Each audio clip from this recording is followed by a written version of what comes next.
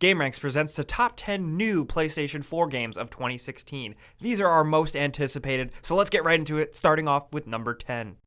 Tom Clancy's The Division is on our list, and we really hope it's finally coming out this year. This game has been pushed and pushed long enough, because frankly, it looks really cool. It's also incredibly ambitious. Is it really gonna live up to the hype? Also, are the graphics really that good? We don't really know for sure, but early responses from betas seemed okay. But ultimately, the game out in the wild to the public will really have a lot to prove. But we're looking forward to seeing if it lives up to all that hype, ambition, and just general awesomeness. I really hope it does, because the idea of running around as a cool soldier man in an MMO RPG New York City that looks incredibly like real New York City, I'm pretty on board for that. I just really hope it's good. And at number 9, we have Street Fighter V. This time around, this Street Fighter game is being released exclusively for PlayStation 4 and PC. The coolest thing here is that not only is this Street Fighter bringing new characters, even better graphics and costumes and stuff like that, this time around online is going to be fleshed out even more, and there's going to be cross-platform play. This is a really good idea because the Street Fighter community is just so immense, with a lot of really hardcore players, which I admit I am not one of them, but we're really hoping Street Fighter V lives up to the expectations of fans. And at number 8, we have Deus Ex: Mankind Divided. Once again, we get to play as the so awesome, super cool Adam Jensen, this time around in a new situation, new environment, and he's got a different job. You're thrust into the middle of what seems to be a brewing civil war between regular humans and people who use robotic augments. It seems like really cool and has a really great idea behind it. And Square Enix this time around is expanding the gameplay to really reward players who play differently this time around. This time around, they promise that you won't be shoehorned into a boss battle where you have to use brute force even though maybe you're a stealth character. This time around, the game is completely tailored to how you play. I'm really excited because I got to see this game at E3, and the amount of new augments and different gameplay possibilities are like almost like dizzying. There's a ton of options, and it looks like it's so much fun to play because Human Revolution was awesome. So I'm really looking forward to seeing if Mankind Divided tops. And at number 7, we have Final Fantasy 15, also known as Holy Shit, this game is coming out, also known as Final Fantasy Versus 13.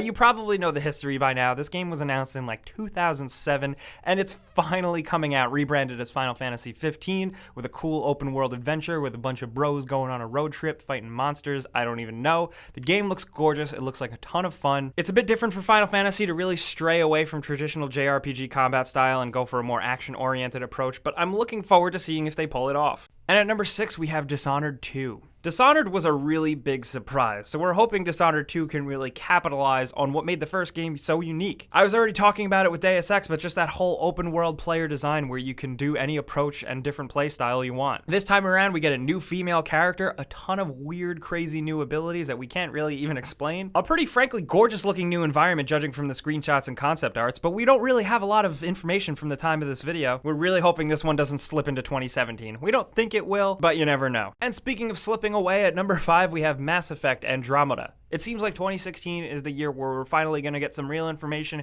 and hopefully a 2016 release date from this follow-up to Mass Effect 3. That being said, the developers aren't considering this an actual Mass Effect 4 because it's a completely new story in a different timeline many years after the original trilogy with all new characters. That being said, myself and many other fans are super pumped just because the Mass Effect universe is just a great sci-fi universe. I'm really excited to see where things go this time around because we're getting a completely new and fresh player character. Shepard was awesome and totally legendary, but I think sometimes it's time to move on. At the time of making this video, we still don't have a lot to go on with Mass Effect Andromeda, but that's kind of really exciting. There's a big mystery behind it, and we can't wait to see it be revealed.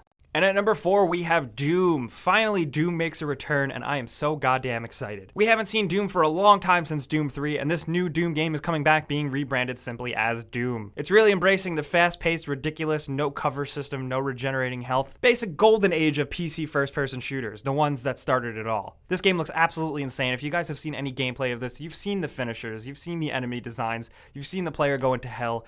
It looks so awesome and so crazy, and I'm really excited. Of course, this new Doom is a multi-platform game, but you know, we're just really excited about it in general. And at number 3, we have No Man's Sky. 2016 is finally going to be the year that we see this game that I'm going to admit I feel like they showed off way too early. And honestly, I think they were still figuring out what it really is. But hopefully once it releases, it's awesome. For those of you that don't know, this is that open world, open-ended procedurally generated game where you hop in a spaceship and fly around and explore procedurally generated galaxies and worlds. Myself personally, since this seems like more of an exploration game than a actual quest or action game, I'm really hoping to step it up they add this to the PlayStation VR roster, because jumping in a spaceship and flying around in VR could be really cool, and I think that could be their ace up their sleeve, but time will tell. And at number 2 we have Horizon Zero Dawn. This game being developed by Guerrilla Games, the makers of Killzone, it seems like it's going to be a big PlayStation 4 exclusive. It's an action RPG set in a world where the main character is a primitive native person fighting against animals that are actually robots. So it's kind of almost like a reverse type of thing, with robotics taking over the natural wildlife, which is just such a cool concept, and the gameplay of this game so far looks pretty bananas. There's a lot of planning, strategy, using your bow and arrow thing, and setting traps, and it all seems like it works very well, especially when you're fighting the bigger monsters. It reminds me of a lot of other games where you fight bigger monsters, like, honestly, Monster Hunter, or even a little bit of Shadow of the Colossus. Judging from the debut and the treatment of this game, it seems like Sony is really excited for this game, and honestly, it's kind of rubbing off on me too. Horizon Zero Dawn looks great. And at number 1, speaking of things that Sony is really excited about, and I know I am too, Uncharted 4: A Thief's End. We've been getting snippets of this game for a while, and in 2016, we finally get to play it. This apparently seemingly end to the Uncharted series looks insane. By looking insane, I'm talking, of course, the graphics are absolutely gorgeous and incredible, and there's just so much going on and so much detail, but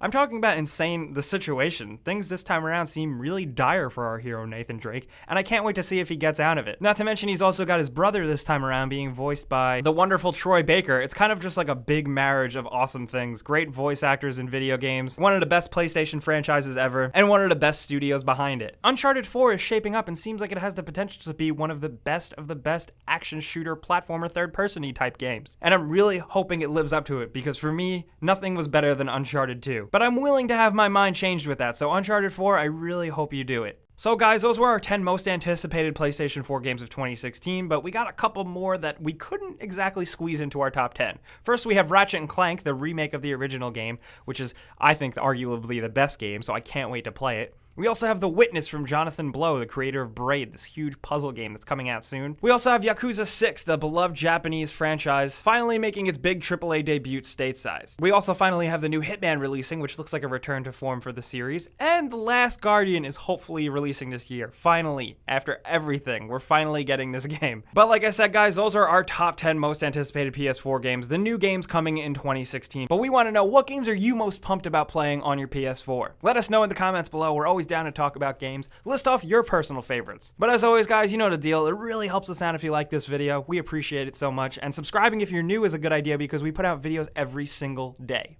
But as always, thanks for watching, and we'll see you guys next time.